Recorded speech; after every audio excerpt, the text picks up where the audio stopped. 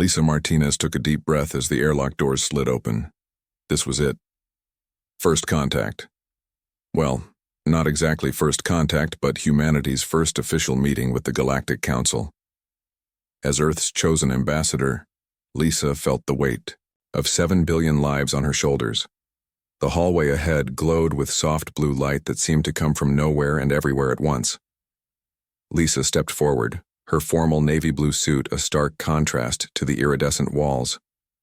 4 guards followed her, each trying to look serious and professional despite their obvious wonder. "Remember," Lisa whispered, "we represent all of Earth today." The hallway opened into an enormous circular chamber. Lisa had to stop herself from gasping. The ceiling arched hundreds of feet above, displaying what looked like a living map of the galaxy. Below it sat the council members, 52 representatives from the major spacefaring species of the Milky Way. Lisa had studied their appearances, but nothing prepared her for seeing them in person. To her left loomed a 12-foot mantis-like being with compound eyes that reflected the room like disco balls. Beside it sat something that resembled a giant jellyfish floating in a special tank.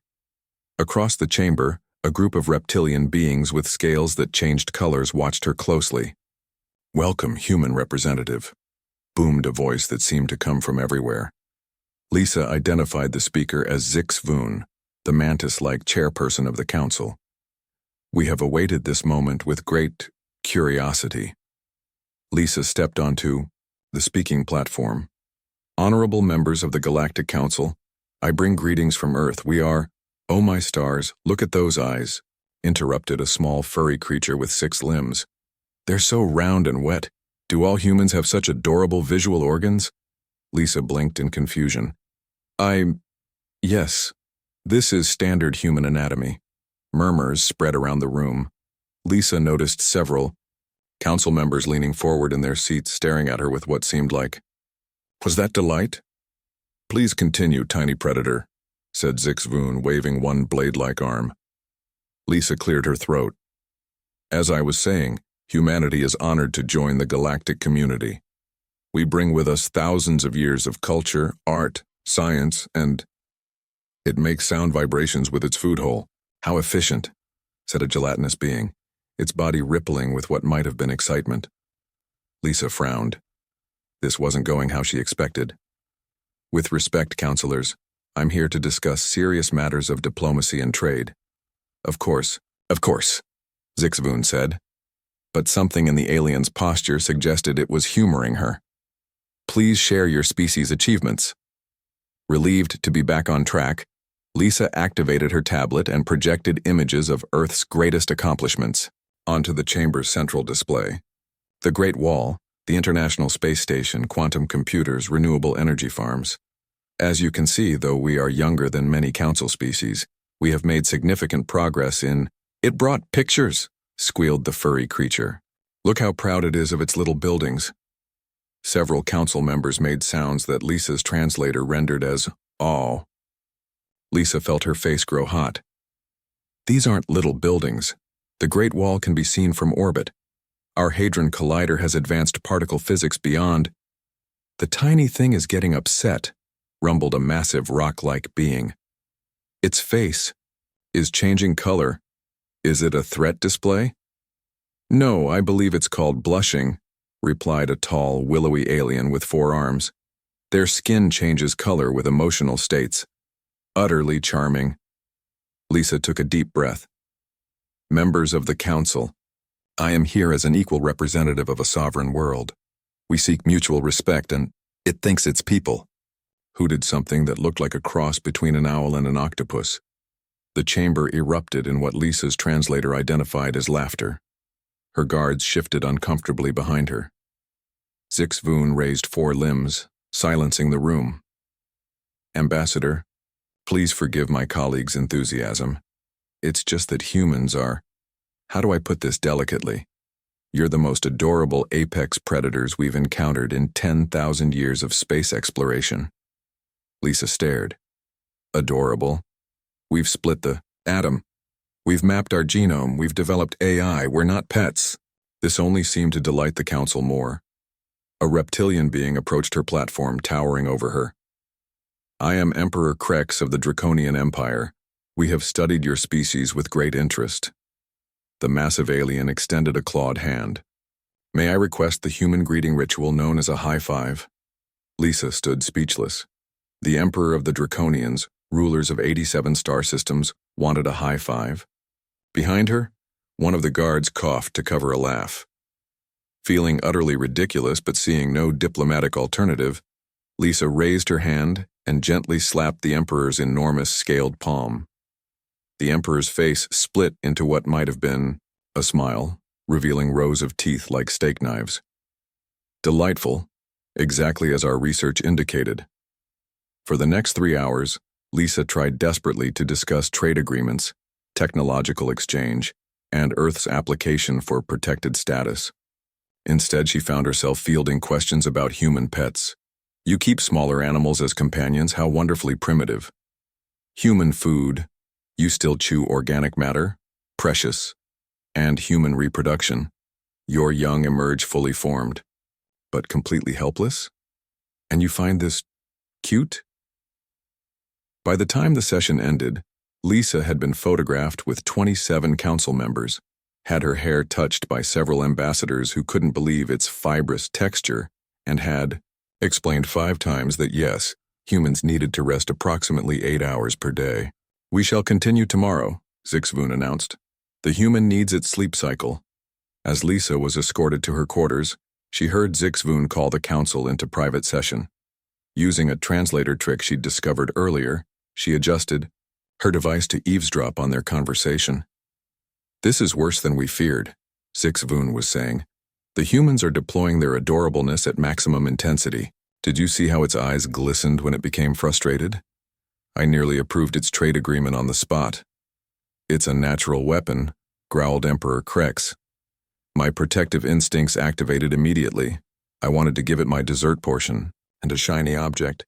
"We must act quickly," said another voice. "If humans integrate into galactic society with this level of psychological influence, they could charm their way to dominance within a decade." "Agreed," said Zixvoon. "Tomorrow, we present our demands. Humans must cease being adorable immediately, or face quarantine." The translator cut out as Lisa turned a corner. She stopped walking, forcing her security detail to halt. "Ma'am?" asked one of the guards. "Is everything okay?" Lisa looked at him with wide eyes. "Steve, I think we're in trouble. The council isn't taking us seriously. They think we're cute." Steve frowned. "Is that bad?" Lisa pinched the bridge of her nose. "They're talking about quarantining Earth because they find us too adorable to resist. Apparently our big eyes and emotional expressions are some kind of psychological weapon." Steve stared at her for a moment, then let out a snort of laughter. "Sorry, ma'am, it's just, of all the first contact scenarios we trained for, too cute to be allowed in space wasn't one of them." Despite herself, Lisa smiled. "Get some rest. Tomorrow we need to convince the most powerful beings in the galaxy that humans are serious, dignified, and not at all adorable." As she walked away, she heard one of the other guards whisper, "Good luck with that. Have you seen babies? We're doomed." Captain Alan Wright of the Earth vessel. Curiosity stood on the bridge, staring at the message displayed on the main screen. He read it for the 5th time, still not quite believing what he was seeing. "This has to be a joke," he said finally. "Lieutenant," Samantha Kelly, the ship's xenopsychologist, shook her head. "The transmission signature matches official Galactic Council protocols. It's genuine." The message glowed ominously on the screen. Official Galactic Council Decree 7729B. All humans must immediately cease the following behaviors: smiling or showing teeth, laughing or expressing joy, displaying enthusiasm for any topic having eyes visible, covering strongly recommended. Discussing or showing images of offspring or companion animals, demonstrating problem-solving abilities, showing passion for hobbies or interests remaining at current physical size, making endearing mistakes. Failure to comply will result in immediate quarantine of the Sol system. How exactly are we supposed to not remain at our current physical size? Asked Communications Officer Greg Patterson, scratching his head. Should we all get shorter, taller, turn into giants overnight? And what counts as an endearing mistake? Added Navigation Officer Judy Miller. Is there such a thing as an unendearing mistake? Alan ran a hand through his hair. Contact Ambassador Martinez. We need to know what's happening on the council. Station. While they waited for the connection, the bridge crew sat in uncomfortable silence.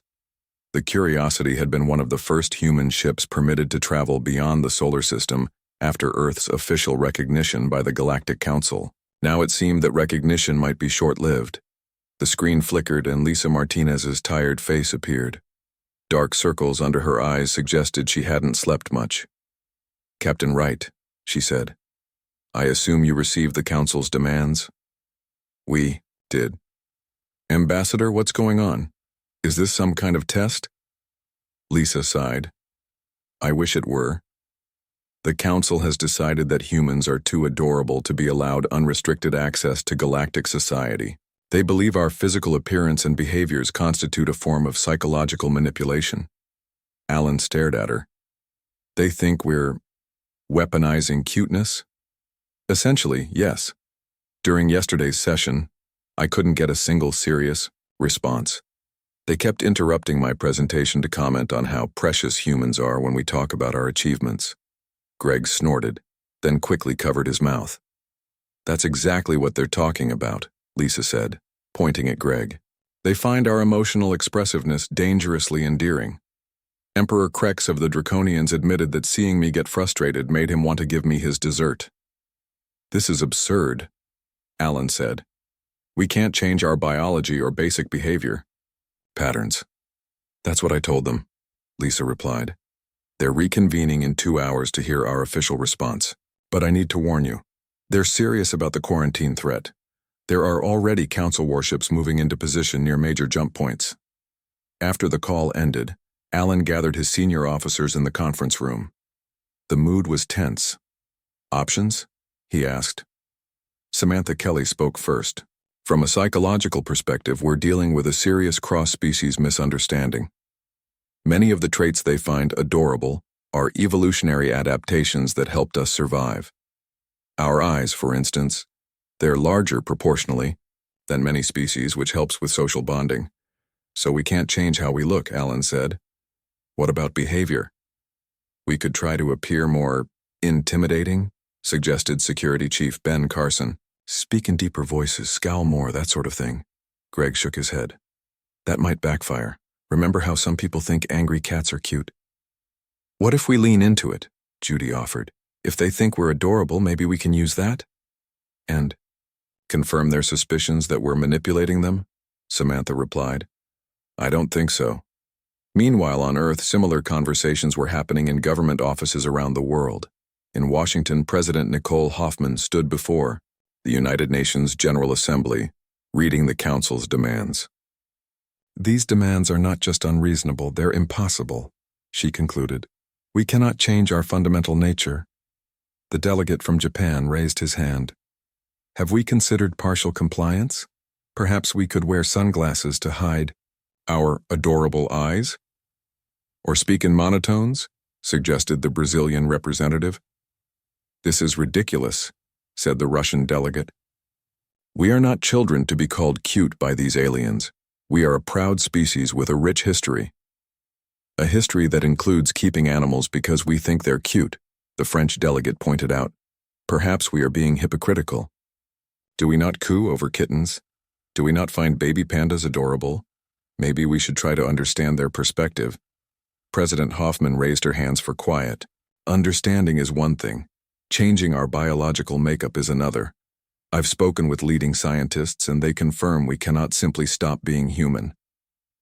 Back on the Council station, Lisa Martinez prepared for her return to the chamber. She had spent hours practicing a blank expression in the mirror, trying to look as unappealing as possible. She wore her hair pulled back severely and had chosen a shapeless gray outfit. Her security team had similar instructions. No smiling, no casual conversation, absolutely no jokes. Remember, she told them as they approached the Council chambers, we need to appear serious, dignified, and completely without charm. The moment they entered the chamber, Lisa knew their efforts were doomed. The council members leaned forward eagerly, and she heard what her translator identified as murmurs of delight. The humans are attempting to appear unattractive, Sixvoon announced, sounding amused. Observe how they have hidden their hair and adopted neutral facial expressions. Is this not the most endearing thing you've ever seen? Lisa wanted to scream. Instead, she kept her face carefully blank as she approached the speaking platform. Honorable Council, she said in a deliberately flat tone, I bring the official response from Earth regarding your demands. It's controlling its vocal modulations, whispered a fungoid being to its neighbor, like a youngling attempting to appear grown. Lisa ignored this. After careful consideration, we must inform you that compliance with your demands is physically impossible. Humans cannot change our biological features or suppress our natural behaviors indefinitely. She held up images prepared by Earth scientists, showing human evolutionary history and the biological basis for the traits the Council found so adorable. Our eyes evolved for depth perception and social bonding. Our emotional expressions are essential communication tools. Our curiosity and problem-solving abilities helped us survive as a species. These are not weapons to be deployed, but fundamental aspects of our nature. The Council listened in silence. When Lisa finished, Sixvoon's massive head tilted to one side. You claim you cannot help being adorable? The chairperson asked. That is correct, Lisa replied. And you cannot promise to stop using this adorableness to gain advantages in diplomatic and trade negotiations? We are not using it intentionally, Lisa insisted. It's simply how we are. Sixvoon conferred with several other council members, their hushed tones too low for Lisa's translator to catch. Finally, the chairperson turned back to her. The council has reached a decision. Since humans either cannot or will not contain their dangerous levels of adorableness, we have no choice but to implement a full quarantine of the Sol system, effective immediately. All human vessels must return to their home system within 20 standard cycles. No human will be permitted to leave Sol until this matter is resolved. Lisa felt the blood drain from her face. Chairperson, please reconsider. This will devastate our economy, our diplomatic relations. Your appeal face is activating my nurturing instincts even now, interrupted Sixvoon. This only confirms the necessity of our actions. The decision is final. As Lisa and her team were escorted from the chamber, she heard Emperor Krex mutter, It's for their own good, really. The little things have no idea how the galaxy would take advantage of them. Lisa clenched her fists. Somehow, humans had gone from being the scary newcomers to the galaxy's collective pet project, and now they were being sent to their room for being too cute. She needed to contact Earth immediately. The quarantine was coming, and they had less than 20 days to figure out how to convince the galaxy that humans were more than just an adorable face. Commander Diana Rodriguez stood at the front of the training room at the Space Academy in Houston, watching as 20 diplomats tried their best to look unfriendly. The results were not promising. No, no, no, she said, pacing in front of them. Taylor, you're still blinking too much, Pat. That scowl looks more like you're confused than intimidating. And Chris, for the last time, stop fidgeting. The diplomats tried again. Diana checked her tablet, where Dr. Howard from Xenobiology had outlined the traits most alien species found dangerously adorable in humans. Big eyes, expressive faces, visible excitement when learning new things, the tendency to form emotional attachments to objects and other species. The list went on and on. Operation Stoneface had been running for 2 weeks now, with minimal success. How do you train people to stop being human? Let's try the voice exercise again, Diana said. Remember, flat tone, no emotion, no pitch changes. 20 voices droned in unison. We come in peace and seek diplomatic relations. Better, Diana said, though she didn't believe it. Now the walking. Remember, no bounce in your step. Heavy, deliberate movements. As the diplomats practiced walking, like robots across the room, Diana's assistant slipped in through the side door. How's it going? He whispered. It's not, Diana replied. We've got 5 days until the quarantine is fully in place, and our best diplomats still can't stop being adorable for more than 5 minutes at a time. On the council station, Lisa Martinez prepared for one final attempt at negotiation. When humans had been granted a special hearing to make their case against the quarantine. With her were Dr. Kevin Williams, Earth's leading physicist, and Security Chief Paul Anderson. All three wore the new, anti-adorable uniforms designed by Earth's top scientists.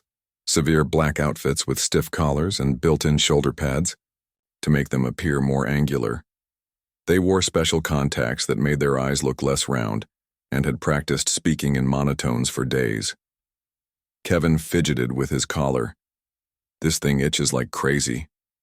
"Stop scratching," Lisa hissed. "And remember, no enthusiasm when you talk about science, just facts, cold, boring facts." Paul grunted, adjusting his dark glasses designed to hide his eyes. "This is stupid. We shouldn't have to pretend to be something we're not." "Do you want Earth cut off from the rest of the galaxy?" Lisa asked. "Because that's what happens if we fail today." They entered the council chamber together, walking stiffly as they'd practiced. Lisa noted with dread that even more council members were present today, likely curious to see the humans one last time before the quarantine. Six-Voon's massive compound eyes seemed to gleam as they approached.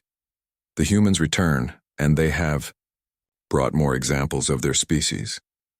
"Honorable Council," Lisa began in a carefully flat voice, "we request reconsideration of the quarantine order. We have taken steps to address your concerns about human adorableness. Yes, we see your new appearance modifications," Six-Voon said. "The angular clothing, the hidden eyes, the controlled facial movements. Most interesting." Lisa couldn't tell if that was good or bad. She pressed on. "Dr. Williams will now present scientific evidence that humans pose no psychological threat to galactic society." Kevin stepped forward. He had been specifically chosen for his usually dry, technical speaking style. He began presenting data on human neurological responses, carefully avoiding any hand gestures or voice modulation. For a few minutes, it seemed to be working. The council looked almost bored. Then Kevin reached the section on quantum entanglement and how humans had applied it to communication systems. "The breakthrough came when we realized that by aligning the spin states of—" Kevin stopped suddenly, catching himself. He had started to gesture with his hands, his voice rising with excitement. He cleared his throat and continued in a monotone. "The spin states. They align. This creates faster communication." A soft noise came from the Mulaxian delegation. Lisa's translator eventually rendered it as chuckling. "The small one tries so hard not to show enthusiasm for its science," one Mulaxian whispered to another, loud enough for Lisa's translator to pick up. "It's unbearably precious." Kevin soldiered on, but the damage was done. Lisa could see council members leaning toward each other, making what her translator identified as cooing noises. When Kevin finished, Paul stepped forward to address security concerns. He had barely started when a massive, gelatinous being floated forward. "Excuse this interruption," it burbled, "but I have a question for the physicist human." Kevin looked at Lisa, who nodded tensely. "Your species discovered quantum entanglement. Only 2 centuries ago, yet you've already applied it to communication systems, the alien asked. "Yes," Kevin said flatly. "How fascinating. And did you personally contribute to this work?" Kevin hesitated. "I led the team that developed the current system." The gelatinous being rippled in what might have been excitement. "Remarkable. Such a small young species accomplishing so much. I wish to adopt this one." "Adopt?" Kevin asked, forgetting his training completely. "Council member GLX is a nurturant," Six-Voon explained. "Their species forms caretaking bonds with other sentient beings they find intellectually promising." "I am not available for adoption," Kevin said stiffly. "I am a human adult with 3 degrees and over 20 scientific publications." The council chamber filled with that sound again. The one Lisa's translator insisted was awe. Paul had had enough. He stepped forward, pulled off his dark glasses, and glared at the council. "This is ridiculous," he said, his deep voice echoing in the chamber.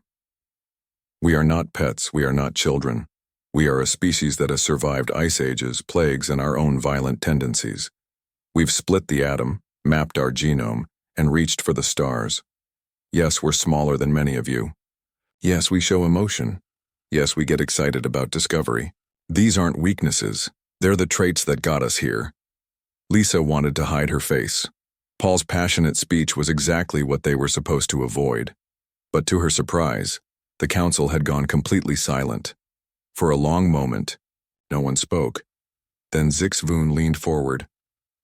"The little one is angry," the chairperson said, voice filled with what sounded like wonder.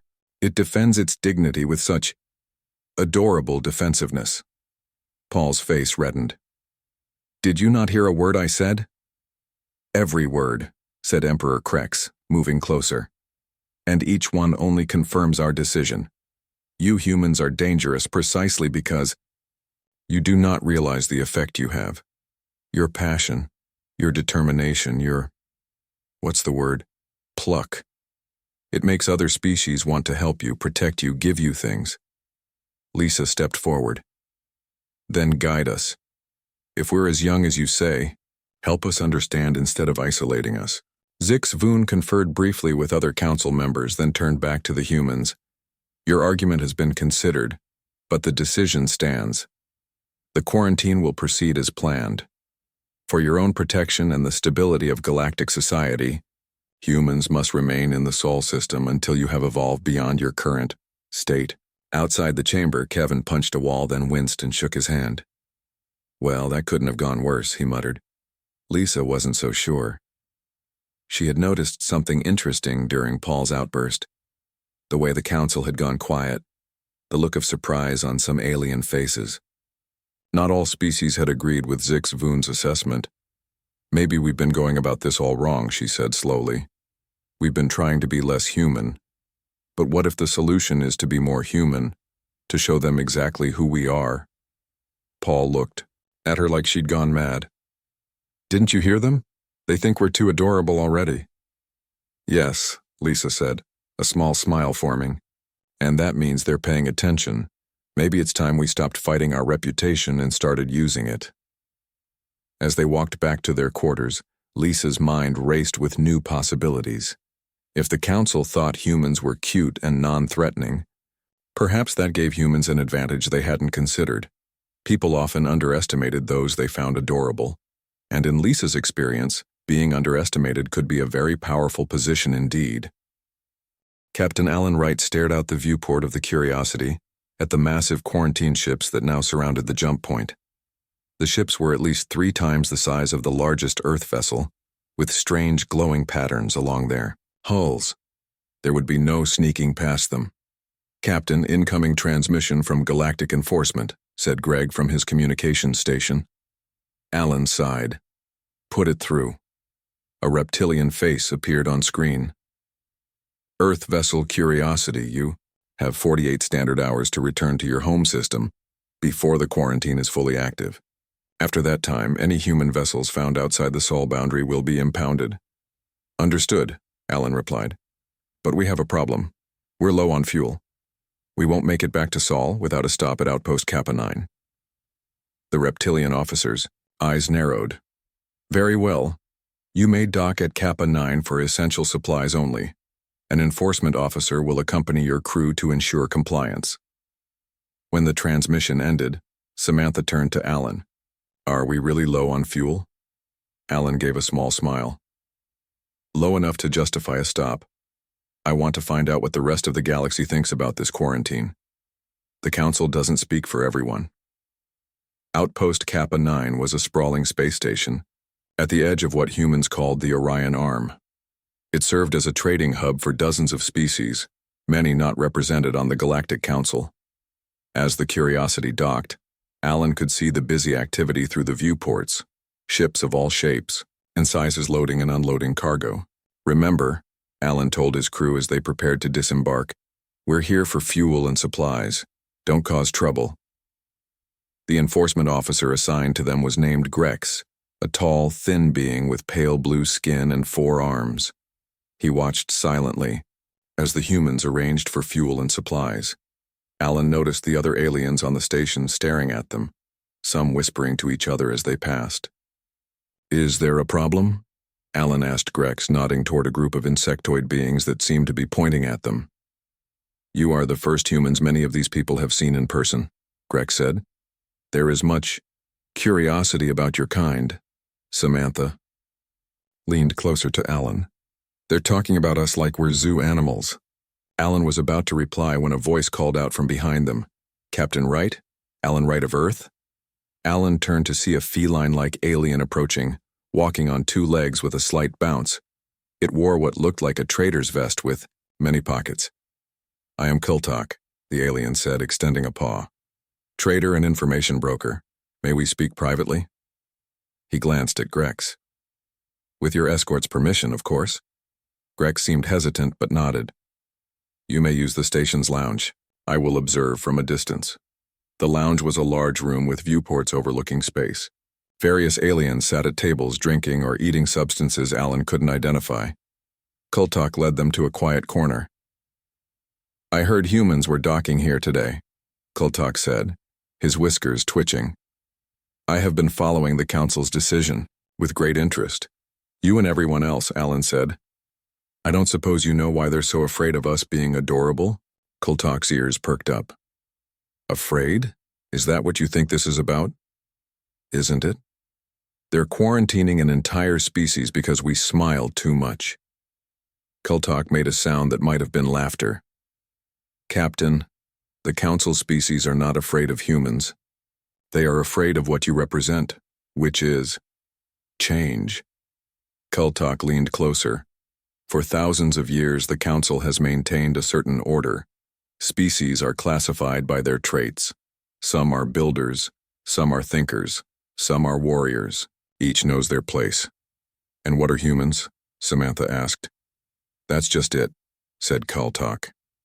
"You don't fit neatly into their categories. You're small like prey species, but you think like predators. You're young like client races, but you invent like ancient ones. You're physically weak compared to many, yet you've survived conditions that would kill most species." Alan frowned. "So they're quarantining us because we don't fit their boxes?" "They're quarantining you because you make them question their boxes," Kultok corrected. "And many of us outside the Council find that very interesting." Before Alan could ask more, there was a commotion at the entrance to the lounge. A crowd of aliens had gathered, all trying to look inside. "What's happening?" Alan asked. Kultok's whiskers twitched again. "Word has spread that humans are on the station. It seems you have fans." "Fans? Did you know recordings of humans are being shared throughout non-Council space? Simple things, humans cooking food, playing with animals, solving puzzles, explaining concepts. There's a whole underground market for what they call human content." Alan stared at him. "You're joking." "Not at all. Many species find humans fascinating, not just adorable. Your expressiveness, your creativity, your strange ability to form bonds with non-sentient creatures, these things are rare in the galaxy." Before Alan could process this, the crowd at the entrance grew louder. Grex was trying to keep them back, but there were too many. Finally, he gave up and the crowd surged in. Aliens of all shapes and sizes approached their table, chattering excitedly. Alan's translator struggled to keep up with the mix of languages. "Is it true humans keep small animals in their homes just for companionship? Can you show us how you smile? I heard humans create art with no practical purpose. Is this true?" Alan and Samantha exchanged bewildered looks. These aliens weren't mocking them or treating them like pets. They seemed genuinely curious and excited. A tall, spindly alien that reminded Alan of a praying mantis stepped forward. "I am Professor Zick from the Free Academic Coalition. We reject the Council's assessment of humans. Would you be willing to answer questions about your species for scientific purposes?" Before Alan could answer, Grex pushed through the crowd. "That's enough. These humans are here for supplies only, not cultural exchange." "Why not?" asked a small furry alien. "The Council doesn't control Kappa 9. This is neutral space." "The quarantine," Grex began, "hasn't fully started yet," finished the furry alien. "They still have 48 hours. Grex looked frustrated but couldn't argue. 1 hour. he conceded. Then they must return to their ship. What followed was the strangest hour of Alan's life. The crew of the Curiosity found themselves surrounded by aliens asking questions about everything from Earth music to human sleeping habits. Lieutenant Kelly started explaining human emotional responses, while Greg demonstrated different facial expressions to a fascinated audience. As they talked, Alan noticed something important. These aliens weren't treating humans like amusing pets. They were treating them like equals with something valuable to offer. Keltock sidled up beside him. You see now? Not everyone agrees with the Council's view of humans. I do see, Alan said slowly. And I think I have an idea. When they finally returned to the Curiosity, Alan called an emergency meeting with his senior officers. The quarantine is a problem, he said, but it's also an opportunity. The Council thinks they're protecting the galaxy from us. What if we show them they're wrong? What if we show them what humanity really has to offer? Samantha leaned forward. How do we do that when we're stuck in Sol system? Alan smiled. We're not stuck yet. We still have about 46 hours before the quarantine is fully in place. And I just met a lot of non-Council species who are very interested in humans. He turned to Greg. Contact Ambassador Martinez immediately. I think it's time for humans to stop hiding who we are and start showing the galaxy exactly what makes us special. Operation Stoneface is over. It's time for something new. Greg grinned. What are you thinking, Captain?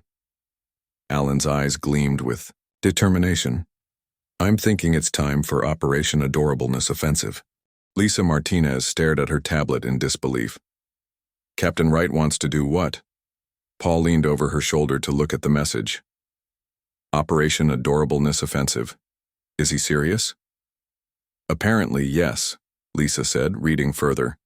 And he's already started. The Curiosity crew has been giving interviews at Outpost Kappa 9 to non-Council species. They're talking about Earth music, showing pictures of pets, telling jokes, everything the Council told us not to do. That's going to get them in trouble, Kevin said, frowning. Lisa wasn't so sure. She reread the message, focusing on the part about the positive reception from non-Council aliens. It aligned with her own observations about divisions among the Council members. Not all species viewed humans the same way. Maybe Alan's onto something, she said slowly. We've been trying to be what the Council wants us to be. That clearly doesn't work. What if we just be ourselves, unapologetically human? Paul looked skeptical. And get Earth quarantined forever? Or maybe show the galaxy what they'd be missing if they cut us off, Lisa countered. She made her decision. Let's try it. We have less than 2 days before the quarantine is fully in place. Let's make them count. Within hours, Lisa had contacted Earth with a new plan. President Hoffman was hesitant at first, but eventually agreed it was worth trying. Across the Sol system, humans prepared for what might be their last chance to change the Council's mind. On the Galactic Council station, Lisa requested permission to address the full Council one final time before returning to Earth. To her surprise, it was granted. This time, she entered the chamber with her head held high. No dark glasses, no shapeless clothing, no artificial monotone. Just Lisa Martinez, human diplomat, with Kevin and Paul beside her, equally natural in their appearance and manner. Honorable Council, she began. Before Earth accepts your quarantine, we have a request. We ask that you observe humans as we truly are, not as you fear we might be. Screens activated around the chamber, showing live feeds from various points. In the galaxy where humans were making contact with other species. On Outpost Kappa 9, crew members from the Curiosity were teaching alien children to play simple Earth games. At a trading post in the Rigel system, human merchants were demonstrating Earth cooking techniques. What is the meaning of this? Zix Voon demanded. These humans are outside their approved zones. They're still within the grace period before the quarantine activates, Lisa pointed out. And they're not causing any harm. They're simply being human. The Council watched as the feeds continued. A human doctor on a frontier world was explaining Earth medical techniques to a group of alien healers. Earth musicians performed for a Mixed species audience. Human engineers collaborated with alien counterparts on a damaged ship. This is exactly what concerns us, Emperor Krex said. Look how these other species respond to humans. They're captivated, drawn in. It's unnatural. Is it, Lisa asked, or is it simply connection? Different species finding common ground.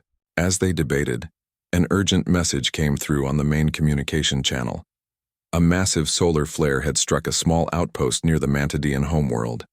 The station's shields were failing, and evacuation ships were still hours away. The Curiosity, it turned out, was the closest vessel to the outpost. We are monitoring the situation, Zixvoon announced. The human ship has been instructed to maintain its distance as per pre-quarantine protocols. But they're the only ship close enough to help, objected a Mantidean representative. The risk of human contamination, Zixvoon began. The feed from the Curiosity interrupted, showing Captain Alan Wright. Council, we are aware of the situation. We're requesting permission to assist. Permission denied, Zixvoon said firmly. Mantidean rescue vessels are en route. They won't arrive in time, Alan insisted. We can reach the outpost in 20 minutes. And what would you do? Emperor, Krex asked skeptically. Your ship is too small to evacuate the station. We don't need to evacuate them, Alan said. We can help repair their shields. We have the technology and the expertise.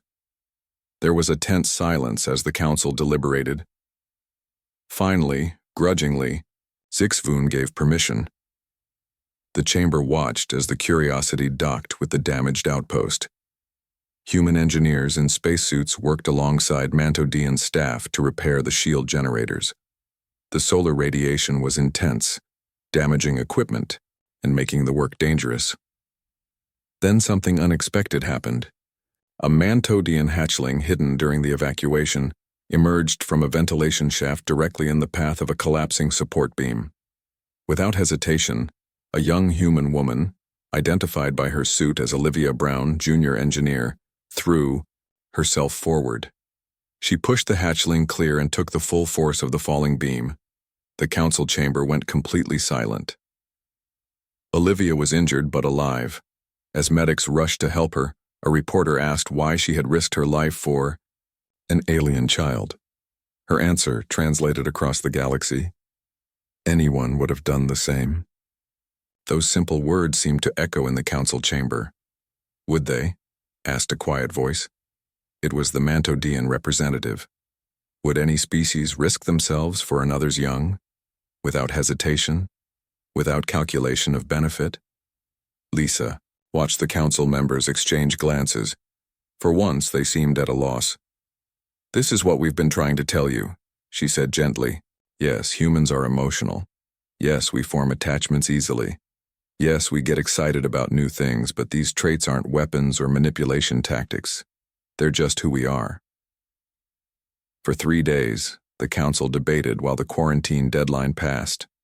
Lisa and her team waited anxiously. Finally, they were summoned back to the chamber. Zixvoon looked more subdued than Lisa had ever seen the massive alien. The council has reached a new decision regarding humanity. Lisa held her breath. The quarantine will be lifted, effective, immediately, Zixvoon announced. Furthermore, we have revised our assessment of human nature. A murmur swept through the chamber. It seems, Zixvoon continued, that we misunderstood. What we perceived as dangerous adorableness is actually something else.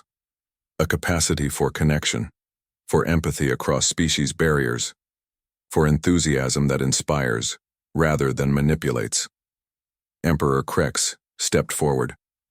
We have also recognized that our own reaction to humans, this protective, nurturing response, is not a weakness to be feared, but perhaps a strength to be valued. Lisa could hardly believe what she was hearing. A new amendment to the Galactic Charter is being drafted, Zixvoon said, one that recognizes that diversity of expression and emotional capacity are valuable traits to be celebrated. The council voted unanimously to elevate human diplomatic status. Lisa found herself appointed to a newly created position, Minister of cultural integration. 1 month later, Lisa stood at a viewport on the council station, watching ships arrive from Earth. They carried musicians, artists, teachers, diplomats, scientists, and ordinary humans curious about the wider galaxy. "Still think we're dangerously adorable?" she asked the figure who had joined her. Emperor Krex made a rumbling sound that her translator identified as laughter. "Perhaps, but we're learning that adorable isn't always a bad thing." He held out one massive clawed hand. In it was a small, wrapped package. "A human custom, I believe. Gifts to mark new beginnings." Lisa accepted it with a smile. Inside was a small pendant shaped like Earth. "Welcome to the galaxy, Minister Martinez," Krex said. "It's going to be more interesting with humans in it." Lisa looked out at the stars, and the ships and the endless possibilities ahead. "You have no idea," she said, smiling. And somewhere in the vastness of space, the crew of the Curiosity charted a course for new worlds, carrying with them the most powerful force in the universe. Not adorableness, but humanity in all its complex, messy, wonderful glory.